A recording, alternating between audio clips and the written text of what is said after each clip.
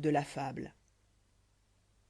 Il y a quelque temps qu'un de mes amis, me voyant occupé de faire des fables, me proposa de me présenter à un de ses oncles, vieillard aimable et obligeant, qui toute sa vie avait aimé de prédilection le genre de l'apologue, possédait dans sa bibliothèque presque tous les fabulistes et relisait sans cesse la fontaine. J'acceptai avec joie l'offre de mon ami. Nous allâmes ensemble chez son oncle. Je vis un petit vieillard de 80 ans à peu près, mais qui se tenoit encore droit. Sa physionomie étoit douce et gaie, ses yeux vifs et spirituels, son visage, son souris, sa manière d'être annonçoient cette paix de l'âme, cette habitude d'être heureux par soi qui se communique aux autres. On étoit sûr au premier abord que l'on voyoit un honnête homme que la fortune avoit respecté. Cette idée faisoit plaisir et préparoit doucement le coeur à l'attrait qu'il éprouvoit bientôt pour cet honnête homme. Il me reçut avec une bonté franche et polie, me fit asseoir près de lui, me pria de parler un peu haut parce qu'il avait, me dit-il, le bonheur de n'être que sourd, et déjà prévenu par son neveu que je me donnois les airs d'être un fabuliste, il me demanda si j'aurais la complaisance de lui dire quelques-uns de mes apologues. Je ne me fis pas presser, j'avais déjà de la confiance en lui. Je choisis promptement celles de mes fables que je regardois comme les meilleures. Je m'efforçai de les réciter de mon mieux, de les parer de tout le prestige du débit, de les jouer en les disant. Et je cherchai dans les yeux de mon juge à deviner s'il étoit satisfait. Il m'écoutoit avec bienveillance, sourioit de temps en temps à certains traits, rapprochoit ses sourcils à quelques autres que je notais en moi-même pour les corriger. Après avoir entendu une douzaine d'apologues, il me donna ce tribut d'éloges que les auteurs regardent toujours comme le prix de leur travail et qui n'est souvent que le salaire de leur lecture. Je le remerciai comme il me louoit avec une reconnaissance modérée, et ce petit moment passé, nous commençâmes une conversation plus cordiale. J'ai reconnu dans vos fables, me dit-il, plusieurs sujets pris dans des fables anciennes ou étrangères. Oui, lui répondis-je, toutes ne sont pas de mon invention. J'ai lu beaucoup de fabulistes, et lorsque j'ai trouvé des sujets qui me convenoient, qui n'avoient pas été traités par La Fontaine, je ne me suis fait aucun scrupule de m'en emparer. J'en dois quelques-uns à Ésope, à Bidpaï, à Gay, aux fabulistes allemands, beaucoup plus à un espagnol nommé Yriarte, poète dont je fais grand cas et qui m'a fourni mes apologues les plus heureux. Je compte bien en prévenir le public dans une préface afin que l'on ne puisse pas me reprocher « Oh, c'est fort égal au public !» interrompit-il en riant. Qu'importe à vos lecteurs que le sujet d'une de vos fables ait été d'abord inventé par un grec, par un espagnol ou par vous. L'important, c'est qu'elle soit bien faite. La Bruyère a dit « Le choix des pensées est invention ». D'ailleurs, vous avez pour vous l'exemple de La Fontaine. Il n'est guère de ces apologues que je n'ai retrouvés dans des auteurs plus anciens que lui. Mais comment y sont-ils? Si quelque chose pouvait ajouter à sa gloire, ce serait cette comparaison. N'ayez donc aucune inquiétude sur ce point. En poésie comme à la guerre, ce qu'on prend à ses frères est vol, mais ce qu'on enlève aux étrangers est conquête. Parlons d'une chose plus importante. Comment avez-vous considéré l'apologue? À cette question, je demeurai surpris, je rougis un peu, je balbutiai, et voyant bien, à l'air de bonté du vieillard, que le meilleur parti étoit d'avouer mon ignorance, je lui répondis, si bas qu'il me le fit répéter, que je n'avois pas encore assez réfléchi sur cette question, mais que je comptois m'en occuper quand je ferais mon discours préliminaire. J'entends, me répondit-il, vous avez commencé par faire des fables, et quand votre recueil sera fini, vous réfléchirez sur la fable. Cette manière de procéder est assez commune, même pour des objets plus importants. Au surplus, quand vous auriez pris la marche contraire, qui sûrement eût été plus raisonnable, je doute que vos fables y eussent gagné. Ce genre d'ouvrage est peut-être le seul où les poétiques sont à peu près inutiles, où l'étude n'ajoute presque rien au talent, où, pour me servir d'une comparaison qui vous appartient, on travaille par une espèce d'instinct, aussi bien que l'hirondelle bâtit son nid, ou bien aussi mal que le moineau fait le sien.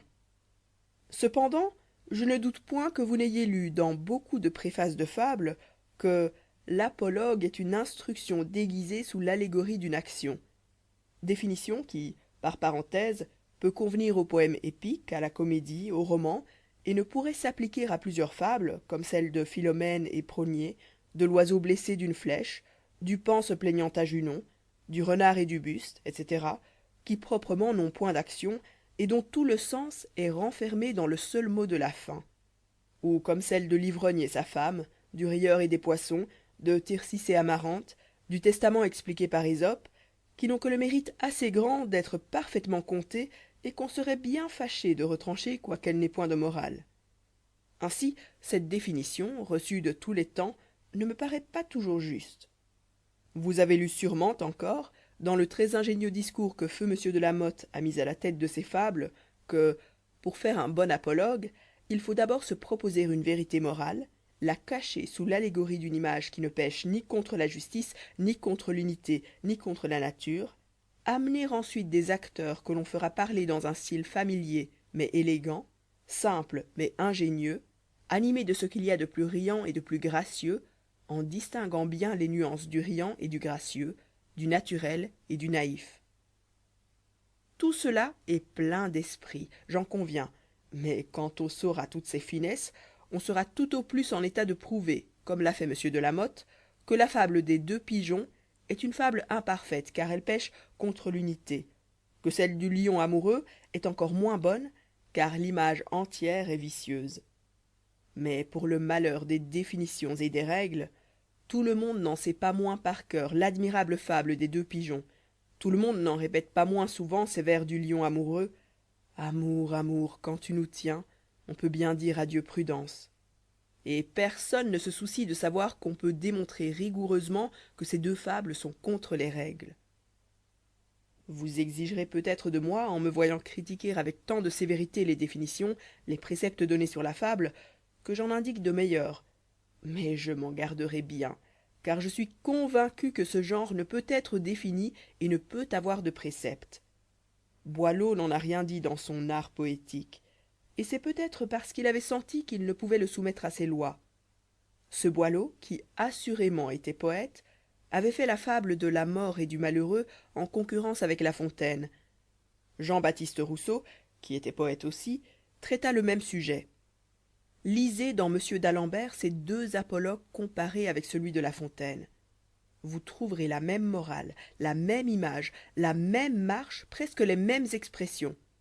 Cependant, les 2 fables de Boileau et de Rousseau sont au moins très médiocres, et celle de La Fontaine est un chef-d'œuvre. La raison de cette différence nous est parfaitement développée dans un excellent morceau sur la fable de M Marmontel. Il n'y donne pas les moyens d'écrire de bonnes fables, car ils ne peuvent pas se donner. Il n'expose point les principes, les règles qu'il faut observer, car je répète que dans ce genre il n'y en a point. Mais il est le premier, ce me semble, qui nous ait expliqué pourquoi l'on trouve un si grand charme à lire La Fontaine, d'où vient l'illusion que nous cause cet inimitable écrivain.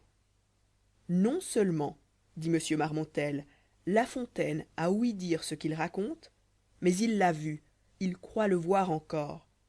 Ce n'est pas un poète qui imagine, ce n'est pas un conteur qui plaisante, c'est un témoin présent à l'action et qui veut vous y rendre présent vous-même. Son érudition, son éloquence, sa philosophie, sa politique, tout ce qu'il a d'imagination, de mémoire, de sentiment, il met tout en œuvre, de la meilleure foi du monde, pour vous persuader. Et c'est cet air de bonne foi, c'est le sérieux avec lequel il mêle les plus grandes choses avec les plus petites, c'est l'importance qu'il attache à des jeux d'enfants, c'est l'intérêt qu'il prend pour un lapin et une belette, qui font qu'on est tenté de s'écrier à chaque instant « Le bonhomme !» etc. M Marmontel a raison. Quand ce mot est dit, on pardonne tout à l'auteur. On ne s'offense plus des leçons qu'il nous fait, des vérités qu'il nous apprend. On lui permet de prétendre à nous enseigner la sagesse, prétention que l'on a tant de peine à passer à son égal. Mais un bonhomme n'est plus notre égal. Sa simplicité crédule qui nous amuse, qui nous fait rire, nous délivre à nos yeux de sa supériorité. On respire alors, on peut hardiment sentir le plaisir qu'il nous donne, on peut l'admirer et l'aimer sans se compromettre. Voilà le grand secret de La Fontaine, secret qui n'était son secret que parce qu'il l'ignorait lui-même. vous me prouvez, lui répondis-je assez tristement, qu'à moins d'être un La Fontaine, il ne faut pas faire de fables, et vous sentez que la seule réponse à cette affligeante vérité, c'est de jeter au feu mes apologues. Vous m'en donnez une forte tentation, et comme, dans les sacrifices un peu pénibles, il faut toujours profiter du moment où l'on se trouve en force, je vais, en rentrant chez moi, faire une sottise, interrompit-il, sottise dont vous ne seriez point tenté si vous aviez moins d'orgueil d'une part, et de l'autre plus de véritable admiration pour La Fontaine. Comment, repris-je d'un ton presque fâché, quelle plus grande preuve de modestie puis-je donner que de brûler un ouvrage qui m'a coûté des années de travail, et quel plus grand hommage peut recevoir de moi l'admirable modèle dont je ne puis jamais approcher? Monsieur le fabuliste, me dit le vieillard en souriant, notre conversation pourra vous fournir 2 bonnes fables, l'une sur l'amour-propre, l'autre sur la colère. En attendant, permettez-moi de vous faire une question que je veux aussi habiller en apologue. Si la plus belle des femmes, Hélène par exemple, régnait encore à Lacédémone, et que tous les Grecs, tous les étrangers, fussent ravis d'admiration en la voyant paraître dans les jeux publics, ornée d'abord de ses attraits enchanteurs, de sa grâce, de sa beauté divine, et puis encore de l'éclat que donne la royauté. Que penseriez-vous d'une petite paysanne ilote, que je veux bien supposer jeune, fraîche, avec des yeux noirs, et qui, voyant paraître la reine, se croirait obligée d'aller se cacher? Vous lui diriez, ma chère enfant, pourquoi vous priver des jeux? Personne, je vous assure, ne songe à vous comparer avec la reine de Sparte. Il n'y a qu'une Hélène au monde. Comment vous vient-il dans la tête que l'on puisse songer à 2? Tenez-vous à votre place. La plupart des Grecs ne vous regarderont pas, car la reine est là-haut, et vous êtes ici. Ceux qui vous regarderont, vous ne les ferez pas fuir. Il y en a même qui peut-être vous trouveront à leur gré. Vous en ferez vos amis, et vous admirerez avec eux la beauté de cette reine du monde. Quand vous lui auriez dit cela, si la petite fille voulait encore s'aller cacher, ne lui conseilleriez-vous point d'avoir moins d'orgueil d'une part, et de l'autre plus d'admiration pour Hélène? Vous m'entendez, et je ne crois pas nécessaire, ainsi que l'exige M. de la Motte, de placer la moralité à la fin de mon apologue. Ne brûlez donc point vos fables, et soyez sûr que La Fontaine est si divin que beaucoup de places infiniment au-dessous de la sienne sont encore très belles. Si vous pouvez en avoir une, je vous en ferai mon compliment. Pour cela, vous n'avez besoin que de 2 choses que je vais tâcher de vous expliquer. Quoique je vous ai dit que je ne connais point de définition juste et précise de l'apologue, j'adopterai pour la plupart celle que La Fontaine lui-même a choisie lorsqu'en parlant du recueil de ses fables il l'appelle « une ample comédie à 100 actes divers, et dont la scène est l'univers ». En effet, un apologue est une espèce de petit drame. Il a son exposition, son nœud, son dénouement. Que les acteurs en soient des animaux, des dieux, des arbres, des hommes, il faut toujours qu'ils commencent par me dire ce dont il s'agit, qu'ils m'intéressent à une situation, à un événement quelconque, et qu'ils finissent par me laisser satisfait, soit de cet événement, soit quelquefois d'un simple mot qui est le résultat moral de tout ce qu'on a dit ou fait. Il me serait aisé, si je ne craignais d'être trop bavard, de prendre au hasard une fable de La Fontaine et de vous y faire voir l'avant-scène, l'exposition, faite souvent par un monologue, comme dans la fable du berger et son troupeau, l'intérêt commençant avec la situation, comme dans la colombe et la fourmi, le danger croissant d'acte en acte, car il y en a de plusieurs actes, comme l'alouette et ses petits avec le maître d'un champ, et le dénouement enfin, mis quelquefois en spectacle, comme dans le loup devenu berger, plus communément en simple récit. Cela posé, comme le fabuliste ne peut être aidé par de véritables acteurs, par le prestige du théâtre, et qu'il doit cependant me donner la comédie, il s'ensuit que son premier besoin, son talent le plus nécessaire, doit être celui de peindre. Car il faut qu'il montre au regard ce théâtre, ces acteurs qui lui manquent. Il faut qu'il fasse lui-même ses décorations, ses habits, que non seulement il écrive ses rôles, mais qu'il les joue en les écrivant, et qu'il exprime à la fois les gestes, les attitudes, les mines, les jeux de visage, qui ajoutent tant à l'effet des scènes. Mais ce talent de peindre ne suffirait pas pour le genre de la fable s'il ne se trouvait réuni avec celui de conter gaiement, art difficile et peu commun, car la gaieté que j'entends est à la fois celle de l'esprit et celle du caractère. C'est ce don le plus désirable sans doute, puisqu'il vient presque toujours de l'innocence, qui nous fait aimer des autres parce que nous pouvons nous aimer nous-mêmes, change en plaisir toutes nos actions et souvent tous nos devoirs, nous délivre, sans nous donner la peine de l'attention, d'une foule de défauts pénibles pour nous orner de 1000 qualités qui ne coûtent jamais d'effort.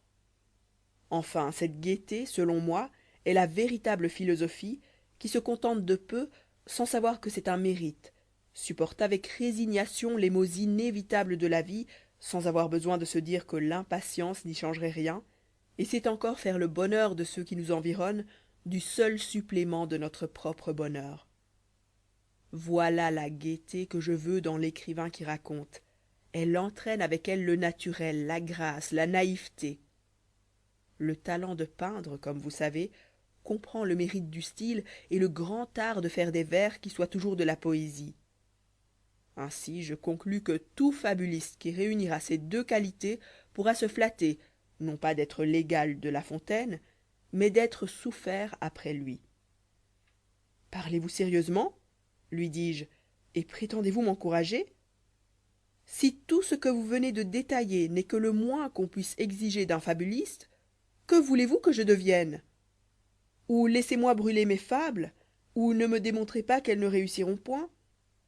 Je pourrais vous répondre pourtant que l'élégant Phèdre n'est rien moins que gai, que le laconique Ésope ne l'est pas beaucoup davantage, que l'anglais Gay n'est presque jamais qu'un philosophe de mauvaise humeur, et que cependant ces messieurs-là, reprit le vieillard, n'ont rien de commun avec vous. Indépendamment de la différence de leur nation, de leur siècle, de leur langue, songez que Phèdre fut le premier chez les Romains qui écrivit des fables en vers, que Gay fut de même le premier chez les Anglais. Je ne prétends pas assurément leur disputer leur mérite, mais croyez que ce mot de premier ne laisse pas de faire à la réputation des hommes. Quant à votre Ésope, je ne dirai pas qu'il fut aussi le premier chez les Grecs, car je suis persuadé qu'il n'a jamais existé. Quoi? Répliquai-je. Cet Ésope dont nous avons les ouvrages, dont j'ai lu la vie dans Mésiriaque, dans La Fontaine, dans tant d'autres, ce Phrygien si fameux par sa laideur, par son esprit, par sa sagesse, n'aurait été qu'un personnage imaginaire? Quelle preuve en avez-vous? Et qui donc, à votre avis, est l'inventeur de l'apologue? Vous pressez un peu les questions, reprit-il avec douceur, et vous allez m'engager dans une discussion scientifique à laquelle je ne suis guère propre, car on ne peut être moins savant que moi. Pour ce qui regarde Ésope, je vous renvoie à une dissertation fort bien faite de feu M. Boulanger sur les incertitudes qui concernent les premiers écrivains de l'Antiquité. Vous y verrez que cet Ésope, si renommé par ses apologues, et que les historiens ont placé dans le VIe siècle avant notre ère, se trouve à la fois le contemporain de Crésus, roi de Lydie, d'un Ecténabo, roi d'Égypte, qui vivait 180 ans après Crésus, et de la courtisane Rhodope, qui passe pour avoir élevé une de ces fameuses pyramides bâties au moins 1800 ans avant Crésus. Voilà déjà d'assez grands anachronismes pour rejeter comme fabuleuses toutes les vies d'Ésope. Quant à ces ouvrages, les orientaux les réclament et les attribuent à Lockman, fabuliste célèbre en Asie depuis des milliers d'années, surnommé le Sage par tout l'Orient, et qui passe pour avoir été, comme Ésope, esclave, laid et contrefait. M. Boulanger, par des raisons très plausibles, démontre à peu près qu'Ésope et Lockman ne sont qu'un. Il est vrai qu'il donne ensuite des raisons presque aussi bonnes, tirées de l'étymologie, de la ressemblance des noms phéniciens, hébreux, arabes, pour prouver que ce Lockman, le sage, pourrait fort bien être le roi Salomon. Il va plus loin, et comparant toujours les identités, les rapports des noms, les similitudes des anecdotes, il en conclut que ce Salomon, si révéré dans l'Orient pour sa sagesse, son esprit, sa puissance, ses ouvrages, était Joseph, fils de Jacob, premier ministre d'Égypte.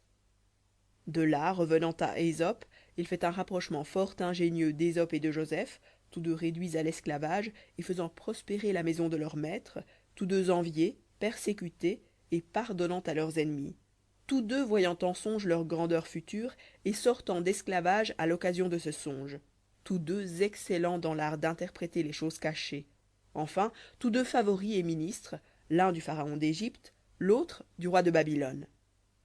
Mais sans adopter toutes les opinions de M. Boulanger, je me borne à regarder comme à peu près sûr que ce prétendu Ésope n'est qu'un nom supposé sous lequel on répandit dans la Grèce des apologues connus longtemps auparavant dans l'Orient. Tout nous vient de l'Orient, et c'est la fable, sans aucun doute, qui a le plus conservé du caractère et de la tournure de l'esprit asiatique. Ce goût de paraboles, d'énigmes, cette habitude de parler toujours par images, d'envelopper les préceptes d'un voile qui semble les conserver, durent encore en Asie. Leurs poètes, leurs philosophes n'ont jamais écrit autrement. Oui, lui dis-je, je suis de votre avis sur ce point. Mais quel est le pays de l'Asie que vous regardez comme le berceau de la fable? Là-dessus, me répondit-il, je me suis fait un petit système qui pourrait bien n'être pas plus vrai que tant d'autres. Mais comme c'est peu important, je ne m'en suis pas refusé le plaisir. Voici mes idées sur l'origine de la fable. Je ne les dis guère qu'à mes amis, parce qu'il n'y a pas grand inconvénient à se tromper avec eux. Nulle part on n'a dû s'occuper davantage des animaux que chez le peuple où la métempsycose était un dogme reçu. Dès qu'on a pu croire que notre âme passait après notre mort dans le corps de quelque animal, on n'a rien eu de mieux à faire, rien de plus raisonnable, rien de plus conséquent que d'étudier avec soin les mœurs, les habitudes, la façon de vivre de ces animaux si intéressants, puisqu'ils étaient à la fois pour l'homme l'avenir et le passé, puisqu'on voyait toujours en eux ses pères, ses enfants et soi-même. De l'étude des animaux, de la certitude qu'ils ont notre âme, on a dû passer aisément à la croyance qu'ils ont un langage. Certaines espèces d'oiseaux l'indiquent même sans cela. Les étourneaux, les perdrix, les pigeons, les hirondelles, les corbeaux, les grues, les poules, une foule d'autres, ne vivent jamais que par grandes troupes. D'où viendrait ce besoin de société s'ils n'avaient pas le don de s'entendre? Nous espérons que vous avez apprécié cet aperçu. Pour continuer à écouter ce livre audio sur Google Play Livres, utilisez le lien dans la description de la vidéo.